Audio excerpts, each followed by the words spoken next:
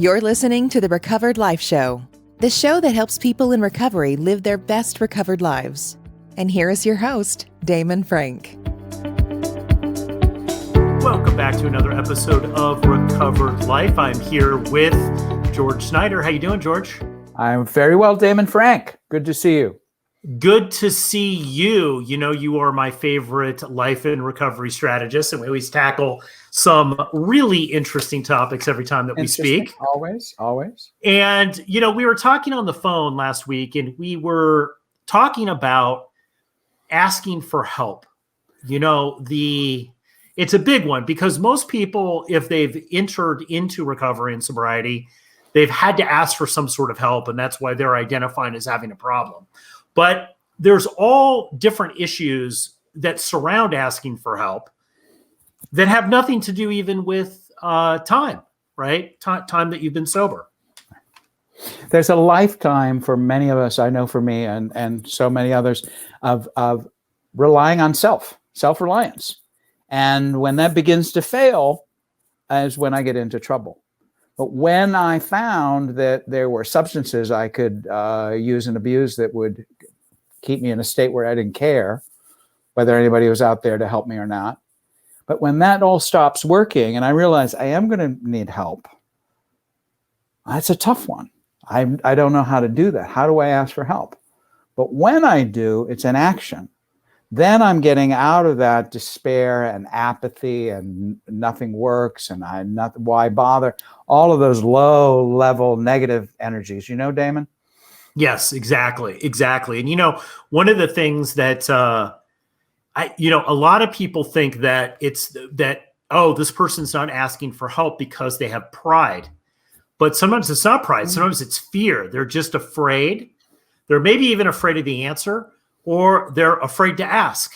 Right. They've just grew up in a way that asking for help was not that great of an idea. Right. And pride, it's a funny one because underneath it is, as you say, Damon, it's fear. But it's also very much tied to resistance. I'm going to defend this because this is mine. This is important. This is mine. Pride always comes with a lot of possessiveness, you know? Yes. This is how I've always done it. And you can just feel that energy coming up, you know? Not helpful. So if we can get out of pride and into humility, and a certain amount of humility is going to be required to say, I don't know how to do this. Can you help me? Then you start engaging with others. Then you start getting into a place of willingness. Then you start beginning to be in that place of actually acting, right? And then you start moving up. Exactly. And I think too, you know, one of the things is that I look back on my own life and I say, man, you know, if only I would have asked for help about this life crisis that I was going to, or just perspective from somebody else. But, you know, I know me, and I don't know if you're in this situation or you know people or you've worked with people in this situation where I just was kind of raised where, you know, you pull yourself up by your bootstraps and you figure it out. And there is a sense of pride. It's like, you know what, I'm going to have to figure it out myself. And the reality is I don't have to figure out everything myself. And tied to that, I got to figure it all that myself, is that pride, but also that resentment that because nobody bothered to teach me, because nobody was around to help me when I really needed it. But we carry that on into situations where there are people willing to help, but we need to ask. I remember somebody saying to me, do you want to know what I think? And I said, well, yeah. And I said, why do you ask? And he said, well, if you don't ask, you're not going to hear the answer. Yes. So ask me. But that was very difficult. That was a big step forward. I don't know how to do this. Can you help me? Yeah, just, you know, one of the things that I have noticed as years have gone on in recovery is that I'm much more interested now in just calling up and sometimes people don't have advice. They just have their experience about what they did, how they did it, what they felt like when it was going on. So just hearing their experience sometimes it is the advice that I need. It's just to know that, hey, I'm not the only one that's dealing with this. Right. But again, that isolation of the lower emotions of the despair and the apathy and nobody cares. And when I remember I grew up in a farm where you want to build a fire in the fireplace, you go out to the wood pile, right? So there I am in fancy New York City, And they give me I'll never forget, they give me a Duraflame log. Fancy dinner party. George, would you light the fire? And I'm like, what is this thing? I'd never seen one before. So I unwrapped it. And they all sat there with their cocktails. And I had a cocktail too, or 3 or 4. And I unwrapped this thing, which never did light because the lighting, was in the paper. And I had no idea. But I couldn't ask. And they just all sat there and watched. Yeah. Couldn't ask. That's hilarious. So no fire that evening is what you're saying. No fire. What is the mental process that you would tell your clients if they're every day they know they're facing the same problem and they know and they start to see, whether it's to a 12-step group or it's friends and family, they know people can help them. What's the thought process that you go through with them to work in to start trusting people, which is a big thing, like I know when I first came in, I did not have a lot of trust of people. So what's your advice on that? What do you tell people who just are afraid, they just don't trust people? What do you tell people to do in that situation? I think you can start small. I think you can begin to start asking for small stuff and build it up from there. I had to learn how to just engage with the world.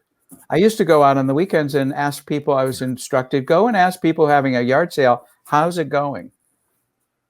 Now, they're bored standing there with their crap on the sidewalk. They're more than happy to chat with somebody who comes up and says, how's it going?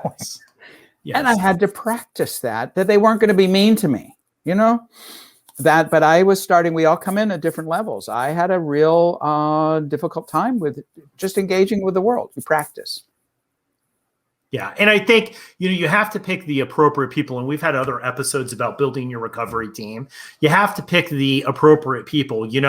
Sometimes people will walk into a 12-step group or a church group or any kind of support group, and they'll not know anyone, and they'll unload this huge tome of information that's probably not appropriate for that setting, right? It's too much too fast. Right. And I think you have to pick people that you trust, like a trust council. Right. And then I think, my experience is as you start to have relationships with those people, you understand which people are right for each individual issue you have. Right.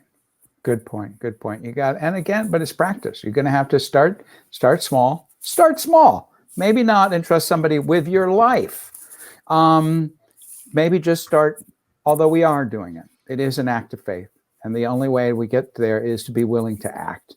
And unfortunately, we get willing to act out of pain. Exactly. Well, that's one of the great things about the Recovered Life Network that we have is that there's a lot of times people will post a video and people will have issues regarding specific topics that we're speaking about. And you can see people are more than willing to jump in with positive comments. I would say, 99%, like when I look back at some of the fear I had about asking for help, really, I don't think I even had a bad experience asking for help. It was just the thought that I would or possibly have a bad experience that was keeping me from asking. Right. And we are the odd thing is we are helpful people. Codependency gets a very bad rap. We are helpful people, and we need the help of other people.